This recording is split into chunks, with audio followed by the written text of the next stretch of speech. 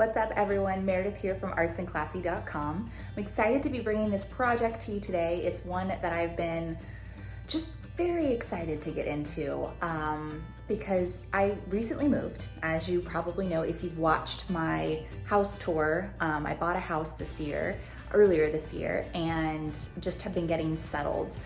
So that meant kind of being out of my creative routine, and being out of my creative routine was no fun, but I kind of had to lean into that. I couldn't force it. But I was so excited when I realized there is a workshop in my little town, Clayton, North Carolina, called Hammer and Stain, and they host workshops, and so I've participated in a couple of their workshops. But on top of that, they also cater to people that want to craft from home. They have this hammer at home feature that is really genius in my opinion. Apparently it became a big hit during when the pandemic first began. So I ordered a couple of their kits. The one I am posting today is the first one, and I'll be posting a new one in a couple of weeks. But really excited to give them a little bit of some exposure, but also to share with you all, you could do this too. They do ship smaller projects, so if that is something you want to try out, I will leave links to their website and this project specifically in the comments below or on the blog post wherever you're watching this. But yeah, I'm very excited to feature them. So shout out to Kristen and Steve, the owners of Hammer and Stain Clayton. I'm very excited to feature this project. All right, let's get to it. Today's DIY at home project will be the gallery sign from Hammer and Stain in Clayton. I'm really excited about this project because it's going to be in my home. This is everything that comes with the kit. It comes with the wood sign, the custom stencils, stain, paint colors, sandpaper, sponges, brushes, and instructions.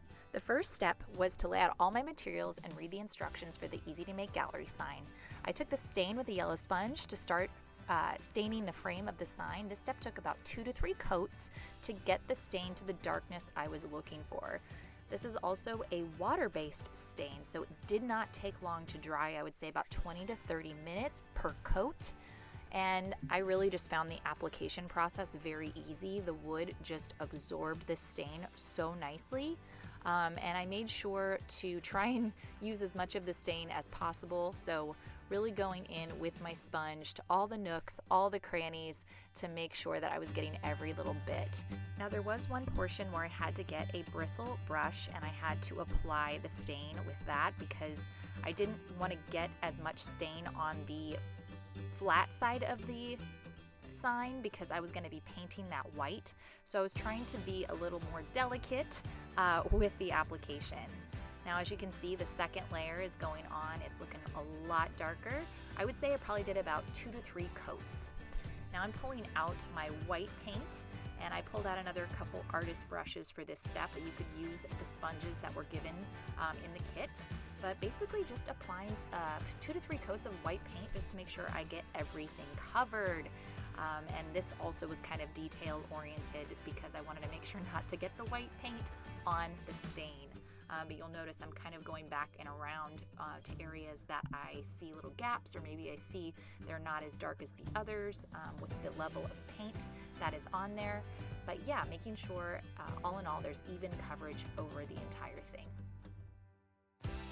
Now going back in with a small artist brush and my stain, I was able to kind of go back and fix any imperfections of paint getting back on the wood stain and getting a little bit closer to where those 2 pieces of wood meet, just so that there isn't any light natural wood showing through, but just kind of going through and making sure I'm adding those secondary layers to the interior of the trim like I did around the exterior of the frame to make sure it looks good when my sign is finished.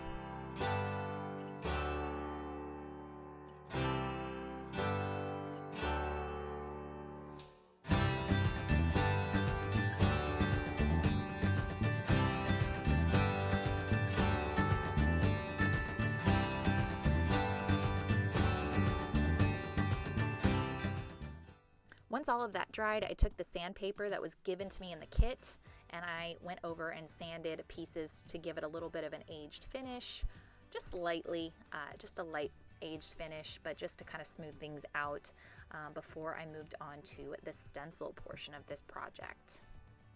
So for this step, applying the stencil, you're going to want to either take a credit card, I have a squeegee, but basically take your time, make sure it's lined up properly, because once you stick it completely, there's no taking it off until you're ready to reveal your whole project. But really making sure you're going across the edges before you start applying your paint. And as you can see, I'm taking the gray color, that paint that I was sent to me, and I'm using one of the white sponges, lightly dabbing the layers on. So you want to make sure you're not putting too much paint on the sign because you don't want there to be bleed under the stencil. And even though I did my best to press down all the edges with my squeegee, you'd be surprised how much paint can still bleed under a stencil. So go light. You can add more layers if you'd like to. So there's always room for that, but you don't want to overdo it and end up making a mess. So after going through all of the big S and then all of the other details, I felt really good about going over maybe 1 or 2 more times to make sure that everything was even coverage and it had enough time to dry because you don't want to rush this process.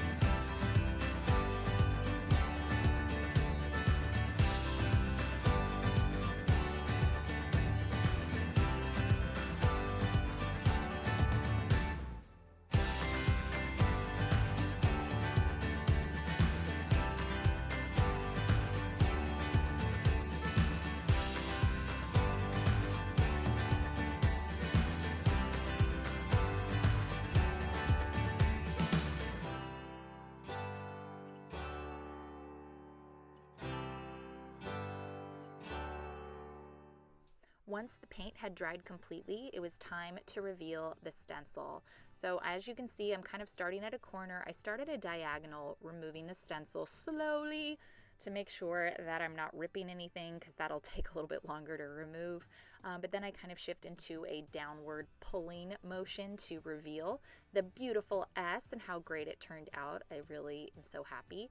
But you'll notice it tore a little bit, so we're going in a little bit closer with the weeding tool to help lift up the remainder of the stencil to reveal the finished product.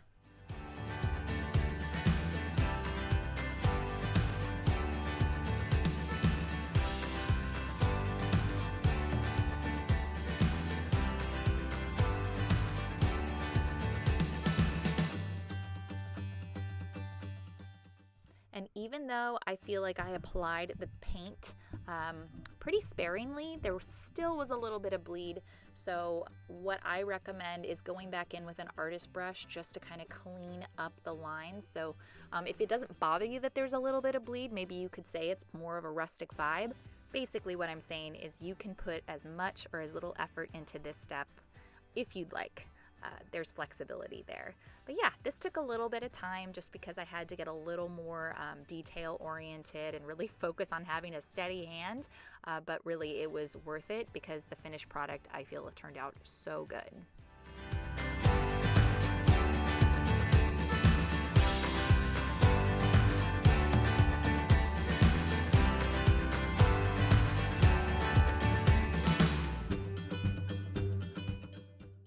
The last thing I did was just go back over with a little bit of sandpaper to add to that rustic vibe so it looked a little weathered before I added my hardware and hung it up on my wall.